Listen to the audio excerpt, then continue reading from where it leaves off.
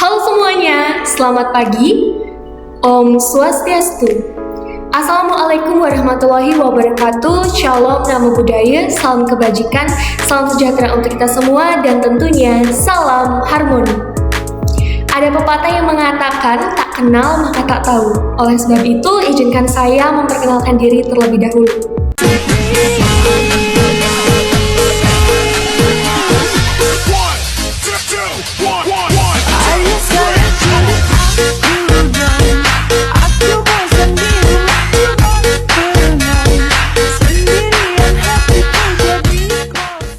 Perkenalkan, saya Putu Melia Anggraini, mahasiswa kelas A semester 1 dari program studi pendidikan guru sekolah dasar dengan NIM 241103105. Pada kesempatan kali ini, saya akan memaparkan hasil analisis dari artikel yang berjudul Mengidentifikasi Upaya Layanan Pendidikan bagi Anak Berkebutuhan Khusus di TK Hardika Jaya. Topik pembahasan kita yang pertama adalah mengenai mengapa penelitian tersebut penting dilakukan. Apa alasannya? Yang menjadi alasan dari terlaksananya penelitian tersebut menyangkut mengenai hak pendidikan anak berkebutuhan khusus dan keterbatasan akses pendidikan di berbagai wilayah. Berikut bukti dari artikel yang dapat saya kemukakan. Pertama, anak-anak berkebutuhan khusus berhak diberikan pendidikan ataupun stimulus untuk lebih mengoptimalkan keterbatasan dan kelebihan yang mereka miliki. Asari 2021. Oleh karena itulah, anak berkebutuhan khusus membutuhkan layanan pendidikan agar dapat meningkatkan taraf hidupnya. Yang kedua, umumnya pemerintah menyediakan sekolah luar biasa hanya satu sekolah untuk satu kabupaten, Mujafiat dan Yonanta 2023. Sementara itu, jarak tempuh antara tempat tinggal dan lokasi sekolah luar biasa menyebabkan anak berkebutuhan khusus mengalami kesulitan untuk menempuh pendidikan. Untuk topik pembahasan kita yang kedua, yaitu mengenai penelitian relevan atau sejenis dari artikel yang berjudul Mengidentifikasi Upaya Layanan Pendidikan bagi Anak Berkebutuhan Khusus di TK Hardika Jaya. Penelitian sejenis mengenai layanan pendidikan kepada anak berkebutuhan khusus sudah pernah dilakukan sebelumnya oleh peneliti lain. Berikut dapat saya tampilkan penelitian sejenis atau relevan dengan artikel ini. Pertama, penelitian tentang upaya pemberian layanan pendidikan untuk anak berkebutuhan khusus di PAUD Non-Inklusi Bening dan Putra 2022 yang menunjukkan bahwa 4 anak berkebutuhan khusus di PAUD Non-Inklusi diberikan pelayanan pendidikan yang berbeda. Selanjutnya, penelitian tentang pemenuhan hak anak berkebutuhan khusus ABK, perspektif HAM dan pendidikan Islam di Minu, Purwosari, Metro Utara, Aisyah dan Amalia 2020 yang menunjukkan bahwa anak berkebutuhan khusus yang ada di Minu ada 2 orang, memiliki kebutuhan khusus low learner dan layanan pendidikan yang diberikan sudah sesuai dengan HAM dan pendidikan Islam. Topik selanjutnya mengenai tindak lanjut atas hasil penelitian. Setelah melakukan analisis terkait artikel tersebut, dapat saya paparkan terkait tindak lanjut atas hasil penelitian tersebut yang terdapat pada saran sebagai berikut. Pertama, hasil penelitian ini dapat dijadikan masukan atau bahan pertimbangan bagi lembaga terkait untuk memberikan pelatihan kepada para guru di sekolah reguler yang memiliki peserta didik anak berkebutuhan khusus agar guru bisa mengupayakan layanan pendidikan yang sesuai dengan bakat dan minat serta kebutuhan anak berkebutuhan khusus. Selanjutnya, dalam rangka replikasi, jangkauan penelitian ini diharapkan dapat diperluas oleh peneliti lain. Dalam hal ini, peneliti lain perlu melakukan penelitian yang sejenis dengan penelitian ini dengan latar subjek, sumber data, dan masalah yang lebih luas.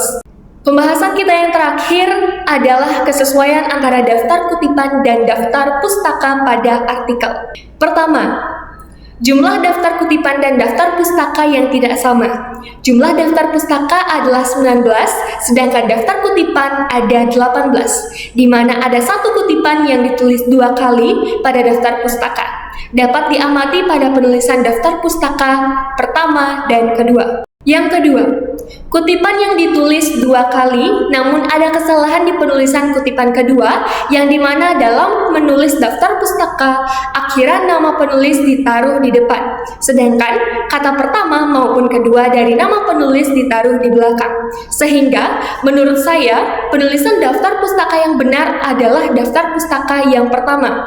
Selain itu terdapat pula penulisan nama yang salah pada daftar pustaka, yang dimana nama penulis ditulis berurutan.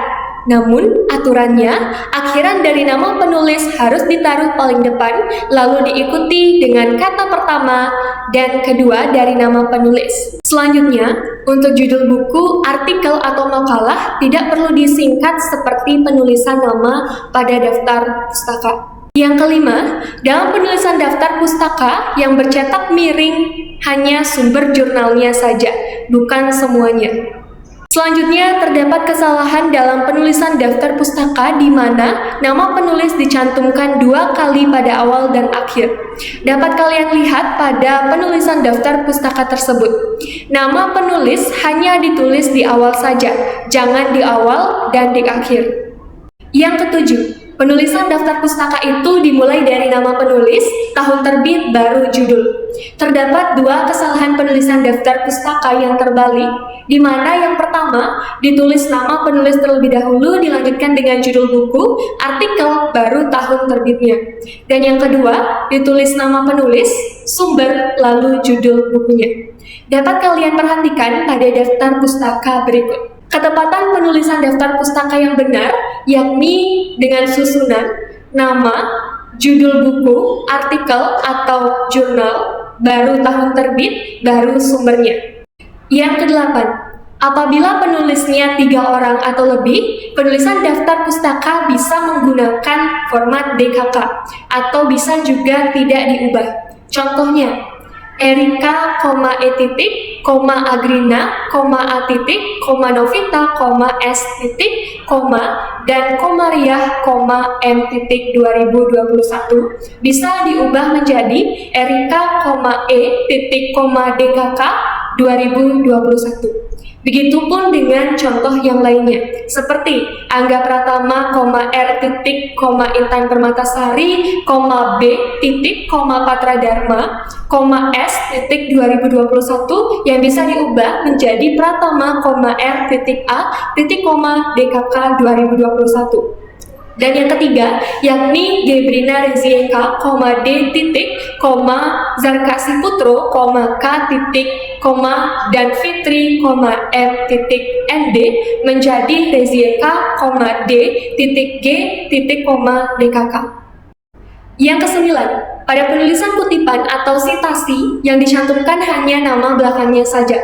Contohnya, Angga Pratama et al. Titik koma 2021 seharusnya hanya ditulis Pratama et al. Titik koma 2021. Yang kedua, Gebriana Rezieka et al. Titik koma ND seharusnya ditulis Rezieka et al. Titik koma ND. Dan yang ketiga, Octaviana Bena et al. Titik koma 2023 seharusnya ditulis Bena et al. Titik koma 2023.